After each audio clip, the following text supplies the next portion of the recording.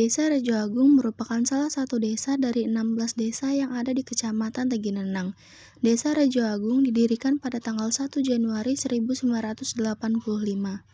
Desa Rejo Agung terbagi menjadi 7 dusun dan 26 RT. Dusun tersebut yaitu Pancur, Purworejo, Purworejo 1, Purworejo 2, Purwodadi, Kalangan 1, dan Kalangan 2. Desa Rejo Agung berjarak sekitar 55 km dari pusat ibu kota provinsi. Luas Desa Rejo Agung yaitu 10,85 km persegi. Berdasarkan jenis penggunaan lahan, luas lahan tersebut terbagi atas penggunaan lahan pertanian sawah, pertanian non-sawah, dan non-pertanian. Luas lahan di Desa Rejo Agung dipergunakan untuk lahan produktif sebesar 822 hektar. Secara administratif, Desa Rejo Agung berbatasan dengan sebelah utara Desa Kota Agung Kecamatan Tegineneng, sebelah timur Desa Batanghari Ogan Kecamatan Tegineneng, sebelah selatan Desa Sumbersari Kecamatan Atar, dan sebelah barat Desa Rejo Agung Kecamatan Tegineneng. Kondisi jalan yang ada di desa ini relatif baik. Sebagian besar sudah beraspal. Sarana transportasi yang umum digunakan yaitu kendaraan beroda 2. Berdasarkan topografi dan kontur tanah, desa ini secara umum berupa persawahan dan perladangan yang berada di ketinggian antara 400 meter di atas permukaan laut, dengan suhu rata-rata berkisar 27 hingga 30 derajat Celcius.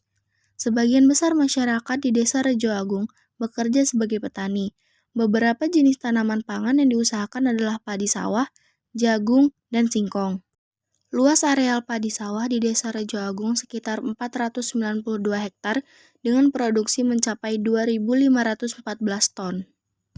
Desa Rejo Agung memiliki penduduk sebanyak 6.280 jiwa dengan jumlah laki-laki 3.234 jiwa dan jumlah perempuan 3.046 jiwa. Mayoritas penduduk Desa Rejo Agung beragama Islam, diikuti dengan Kristen, Katolik, dan juga Hindu.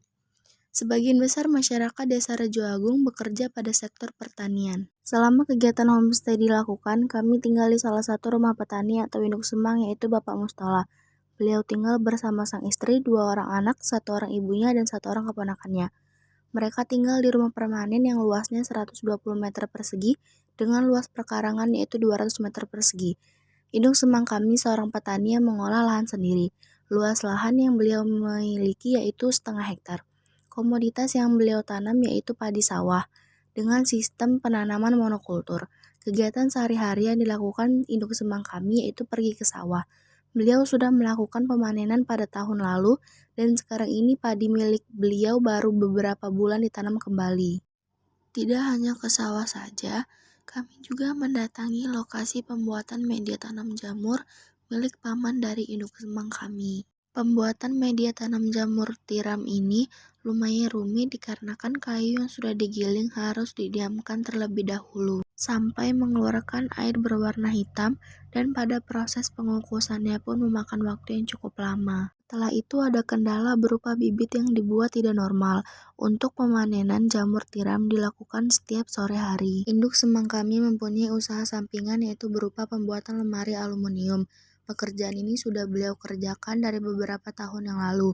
Pada pembuatan lemari aluminium tersebut, produk yang utama yang dipakai yaitu besi aluminium dan juga kaca.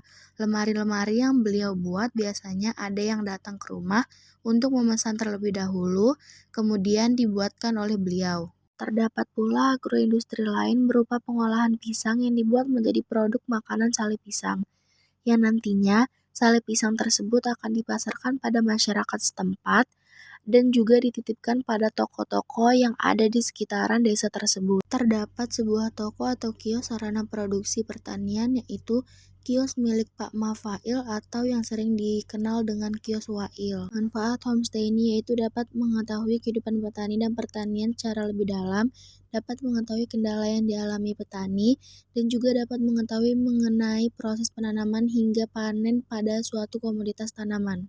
Semoga kedepannya homestay ini dapat dilaksanakan secara offline seperti saat ini.